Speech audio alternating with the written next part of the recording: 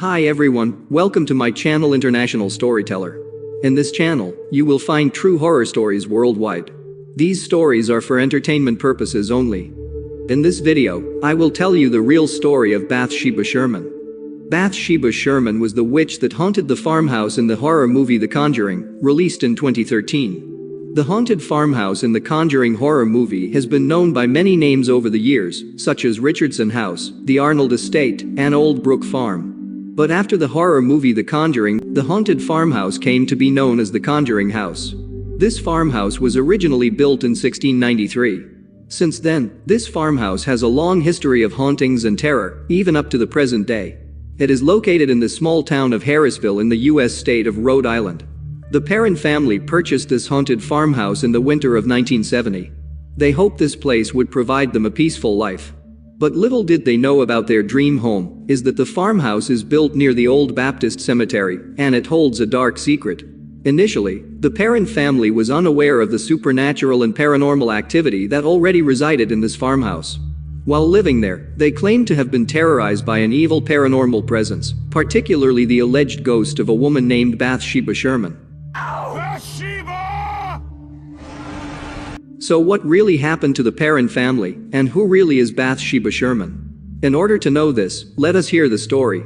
In January 1971, the Perron family, comprising Roger Perron, his wife Carolyn, and their 5 daughters, Andrea, Nancy, Christine, Cindy, and April, moved into a farmhouse in the town of Harrisville.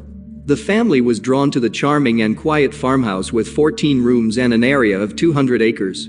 But, shortly after the family moved into the house, a few members began to notice strange and paranormal occurrences, such as household items disappearing and then reappearing in unexpected places. Strange piles of dirt would appear on a newly cleaned floor. Sometimes, the smell of rotting flesh would fill the air without any clear source of origin. Strange noises can be heard through the house at night. The children reported seeing a strange figure outside the house that vanished into thin air. Sometimes their beds would shake in the middle of the night. Initially, the family ignored the haunting because they believed the strange occurrences inside the house were due to the old house.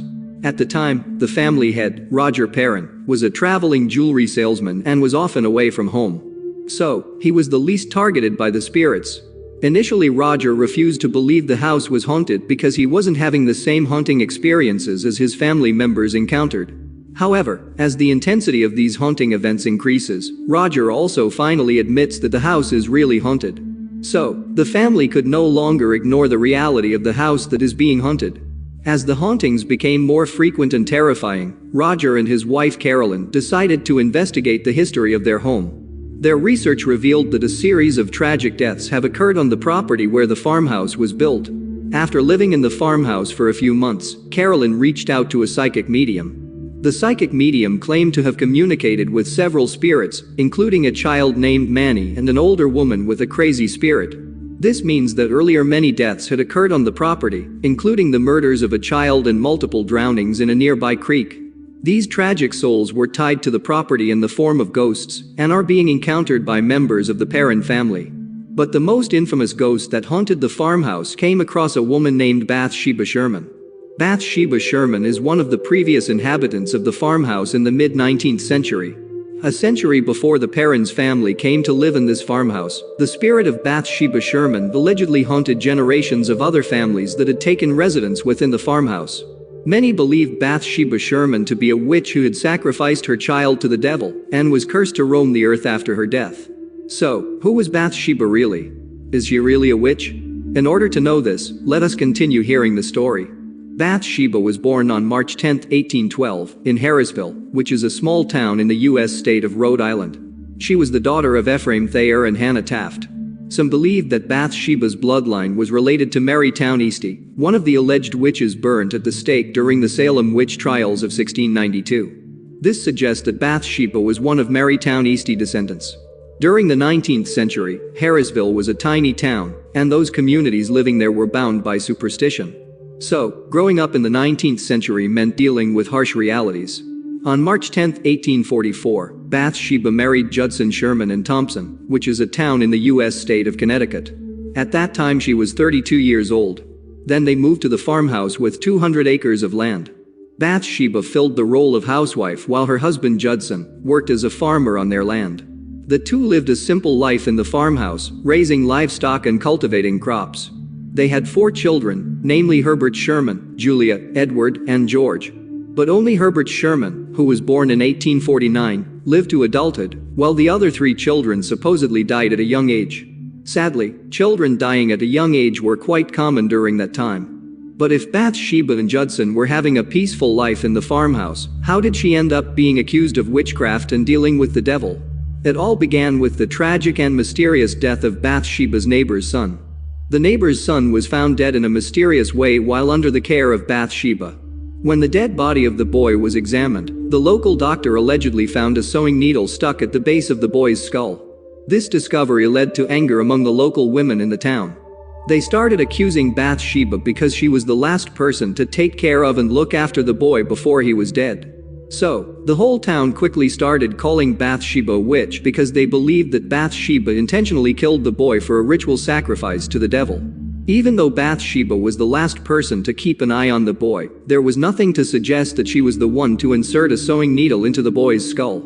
So, due to lack of evidence, a court found that she was innocent, and no formal punishment was given against her. But, in the community's eyes, Bathsheba was considered a witch because they believed that she practiced dark magic.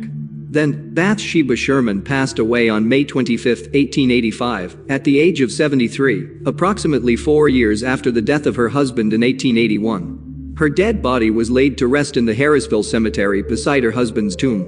The official cause of death of Bathsheba Sherman is due to paralysis, likely from a stroke, which is a common cause of death in that era.